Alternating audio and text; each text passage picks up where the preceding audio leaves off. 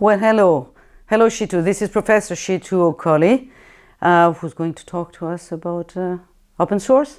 So, That's right. tell us, what are we talking about? What is open source software? Okay. Well, to understand open source software, you have to understand proprietary software. And the idea is that software that you buy, well, first, you don't actually buy it, you license it because the person who creates the software still owns it legally, just as when you buy a book, you don't have the right to rewrite the book yourself. So it's similar with software.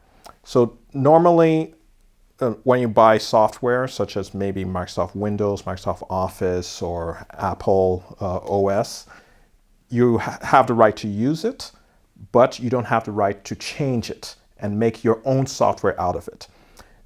For individual users, this means one thing, but for organizations, this can be a big deal.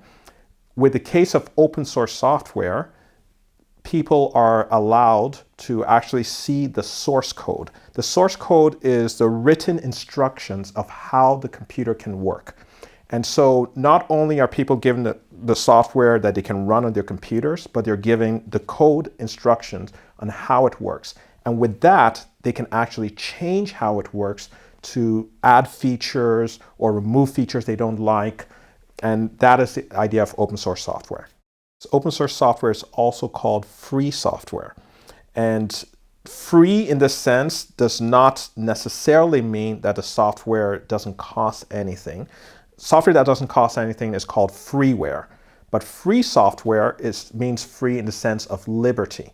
This in the sense that people are free to do whatever they want with it. Usually open source software doesn't cost anything, but the irony is that you're allowed to sell it. Not only is the person who created the software allowed to sell it, but you can get it and you can resell the open source software. So it can be distributed for free or it can be distributed as a price. Right, but tell us more about the advantages and disadvantages of open source. Now, the advantages of this, well, one, the fact that organizations have the freedom to change the software and even to resell it. That's a huge advantage. And normally open source software, well, it varies. It's just like any software. You have high quality, you have low quality. But the most popular open source software, you think of things like the Chrome web browser, Firefox web browser, you think of the Android operating system. These are open source software. The most popular ones are very high quality and used all around the world. Maybe you've heard of the Linux operating system, which is not, it is used on people's desktops, but it's even more used on servers. So when you access computers on the internet, most of them are running Linux. And this is very high quality, solid software because it's popular. Another aspect, which I consider main advantage, is there's a lot of creativity that comes from the open source software world. And that has a lot to do with financial incentives because it costs quite a lot of money to produce software. And companies that produce software and sell it to recoup their expenses, they have to consider the market and they have to limit their risks of adding new features that might not sell well. For example, when Microsoft decides to change their interface for their Office application or Windows, it's very risky. But with open source software, there's all kind of creative experiments. People just try things because they didn't pay for the software. They just spent a little bit of their time to add new features. And if it doesn't work, it doesn't work. If it works, it does. And a lot of these new features end up in other software that eventually adds it on. Now, the fact that it's free, or you can usually obtain the software for free, meaning no charge, means that for businesses, getting open source software is very low cost. Now, free does not mean you're not paying anything. Even if you get the software for no charge, as a business, you still need to pay for support because you want someone to help you to install it. You want someone to help train your users. But at least on top of that, you don't have to add the licensing cost. So the total cost of ownership is much lower for open source software than for other kinds. Another advantage that I particularly like, because in some of my research I considered a strategy using information systems, and there's this idea of that if you want sustained competitive advantage using software, you can't just buy something that everyone else can buy. You have to do something different. But it costs a lot of money and it's very risky to build something from scratch. But with open source software, you can get software that's working very well, then make your own customized version of it that really fits your company's unique strategy, and then you can use that and you can even sell it. So for example, one example that we touch almost every day, maybe without realizing it, is that we know that the Google search engine is one of the best in the world. Well, the software that Google's search engine runs on is Linux, which is a free open source software. But Google has their own custom version of it, which they didn't have to build from scratch, but they just made some adjustments. And same thing with Android. Google didn't build it from scratch. It's Linux at the base, and they made their own custom version, and then that gives a lot of advantage.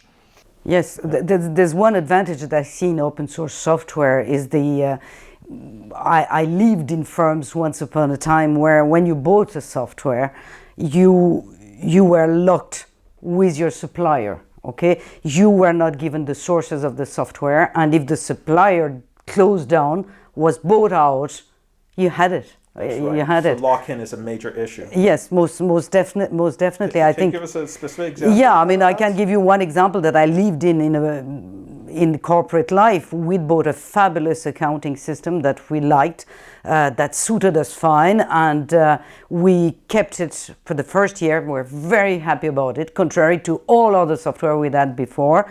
And then after a year, we were told that one major firm on the market, I won't give names, but let's say one of the biggest firms on the market of accounting systems had bought out the little firm that had developed the system that we bought, and we were told, that's it, you cannot use it anymore, we won't maintain it, you have to use another system, another software. And whatever we did, we couldn't keep the software that we wanted because we didn't have the sources. The sources of the software were not ours, so we couldn't say, okay, you don't maintain us, we'll get somebody else to maintain us. Okay? We just couldn't do that. And that is fairly unbearable. So when you have the opportunity of open source, I think that's, for me, a major advantage. So did you have another example where you did? So how would you respond to that? Well, I mean, once... How did you respond to that? Once I was burnt, when I was practically burnt once, the next time I asked a friend to advise me to try and avoid this situation again. And he just said, before you sign your next contract for a software at the time there was no question of open source, you just require in writing that you have access to the sources. And I did, and we didn't have any issues. When we signed in the contract, we signed with direct access to the sources. So I really love that example because that shows now the importance of the source code. Yes. Now, in your case, you are working with the source with proprietary software, and a lot of companies will do this. A lot of companies, even using proprietary software, if you're strong enough to negotiate a contract with them, they will make that available for you. But in open source software, that's by default. If the person who originally made the software stops supporting it, you just hire a programmer who will continue to maintain it, customize it for you. And this is a huge advantage for a lot of organizations. So tell me, if there are some advantages, there's bound to be some little disadvantages. Of course, there are some real disadvantages of open source software. It's not all rosy. Ultimately, what an organization needs is to take care of its needs.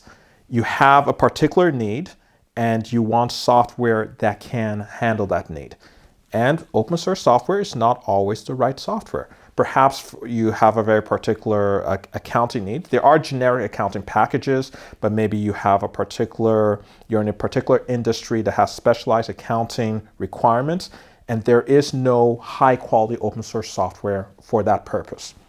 That happens. There's a lot of specialized needs where open source software is not the best available software. And so if that's the case, then you pay for the best available software, understanding the risks of proprietary software. Another disadvantage is the support of open source software varies widely. For very widely used systems like Linux and so on, you're going to find lots of people who can support it. You can pay in private contractors. That's usually not a problem. But for smaller systems, such as there are open source enterprise systems packages, it might be more challenging to get high quality support for certain applications. And so if you need a lot of support for your application, sometimes it's great if you have some companies dedicated to that. Sometimes not so much, because there needs to be a financial incentive for someone to provide that. And so you have to make sure that there will be support in the long run before you invest in open source software. Well, thank you very much, Chitu. Hey, thank you.